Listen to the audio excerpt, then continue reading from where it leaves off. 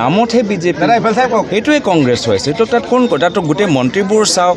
এইটো কংগ্ৰেছ সেইটো এটা কংগ্ৰেছ সেইটোও কংগ্ৰেছ এইটো ভাবি লওক সেইটো কংগ্ৰেছ বি তাত বিজেপি লগাই দিছে আৰু আমি কংগ্ৰেছ এ মানে একচুৱেল কংগ্ৰেছ বিজেপি দলৰ ভিতৰত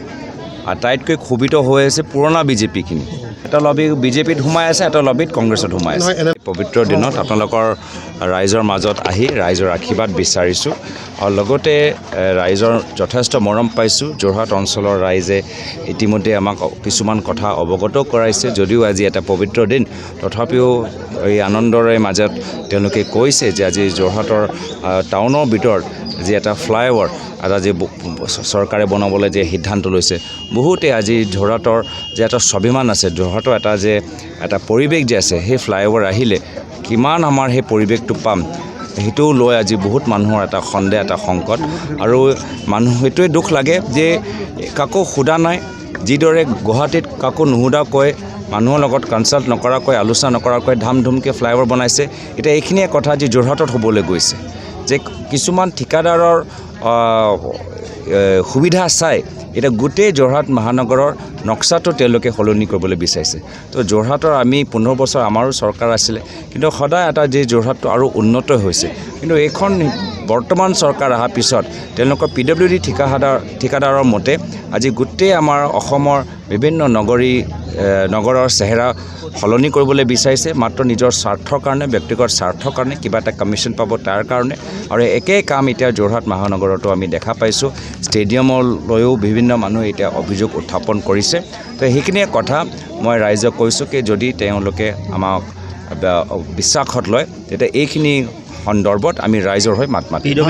PWD মিনিষ্টাৰে হৈছে মুখ্যমন্ত্ৰী হিমন্ত বিশ্ব শৰ্মা এইটোৱে দুখৰ কথা যে আজি ভাৰতবৰ্ষত আমি বিভিন্ন ৰাজ্যৰ মুখ্যমন্ত্ৰী দেখিছোঁ কোনো মুখ্যমন্ত্ৰী PWD বিভাগটো লোৱা আমি দেখা পোৱা নাই আৰু যিজন PWD যি এতিয়া PWD বিভাগৰ লৈ এতিয়া সকলোৰে এটা সন্দেহ যে সেই 4-5জন ডাঙৰ ঠিকাদাৰে পাই আছে গুৱাহাটীত 1000 কোটি টকা কামবোৰ সেই 4-5জন ঠিকাদাৰকৈ দিয়া গৈছে য'ত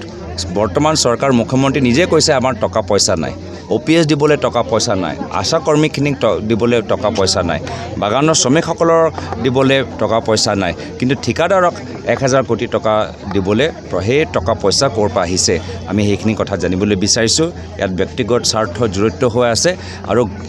অগণতান্ত্ৰিকভাৱে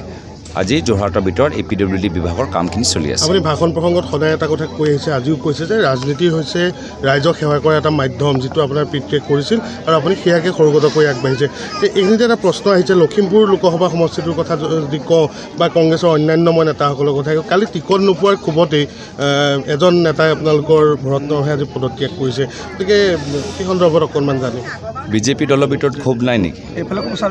বিজেপি দলৰ ভিতৰত আটাইতকৈ ক্ষোভিত হৈ আছে পুৰণা বিজেপিখিনি পুৰণা বিজেপি মানুহৰ আজি স্থান নাই মৰ্যাদা নাই আজি যোৰহাটৰ পুৰণা বিজেপিসকল আজি ক্ষোভিত আজি আমাৰ এই মৰিয়ানী বিজেপি মানুহবোৰ ক্ষোভিত মৰিয়ানীত শক্তিশালী আমাৰ দিনত এটা শক্তিশালী বিজেপি এটা বেছ আছিল আলোক ঘোষৰ এটা শক্তিশালী তেওঁলোকৰ এটা টীম আছিলে তেওঁলোকৰ ক্ষোভিত আজি যোৰহাটৰ মই নাম ল'বলৈ বিচৰা নাই কিন্তু সকলোৱে গম পাইছে আজি আমগুৰিত আজি পুৰণা অগপ ক্ষোভিত টিয়কত আমি পুৰণা অগপ ক্ষোভিত তো ক্ষোভটোতো মই দেখিছোঁ যে আমাৰ অগপৰ বিজেপি মাজত আছে আজিৰ তাৰিখত যদি মই নিৰ্বাচনটো চাওঁ মোক এনেকুৱা অনুভৱ হৈছে যে কংগ্ৰেছ বনাম কংগ্ৰেছ হৈ আছে মানে আমি নিজৰ মাজতে আমি নিৰ্বাচন খেলি আছোঁ এইটো যে আগতে যেতিয়া আমাৰ দলৰ ভিতৰত যে যুৱ কংগ্ৰেছৰ নিৰ্বাচন হয় তেতিয়া বেলেগ লবি থাকেতো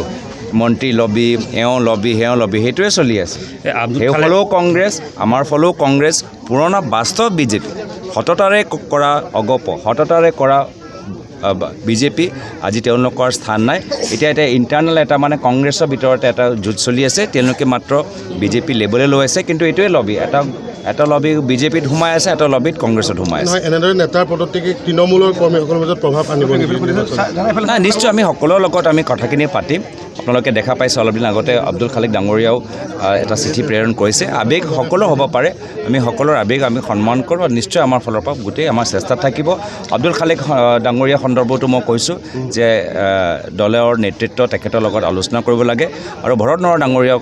সন্দৰ্ভতো মই কৈছোঁ আমাৰ দলৰ শীৰ্ষ নেতৃত্ব তেখেতৰ লগত আলোচনা কৰাটো উচিত লোকসভা নিৰ্বাচনৰ কথা কৈছিলে যে ভূপেন বৰাও 100% বিজেপিলৈ যাব এইসমূহ কথা আচলতে বিপৰীত পেলাব কৈছে নেকি নিৰ্বাচনৰ আগত কি ক'ব বিচাৰে বিজেপি নামত বিজেপি সেইটোও কংগ্ৰেছ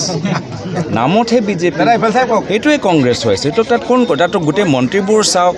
সেইটো কংগ্ৰেছ সেইটোও এটা কংগ্ৰেছ সেইটোও কংগ্ৰেছ সেইটো ভাবি লওক সেইটো কংগ্ৰেছ বি তাত বিজেপি লগাই দিছে আৰু আমি কংগ্ৰেছ এ মানে একচুৱেল কংগ্ৰেছ তো সেইটোৱে আৰু কংগ্ৰেছ এ বনাম কংগ্ৰেছ বি চলি আছে সেইটোৱে আৰু থেংক ইউ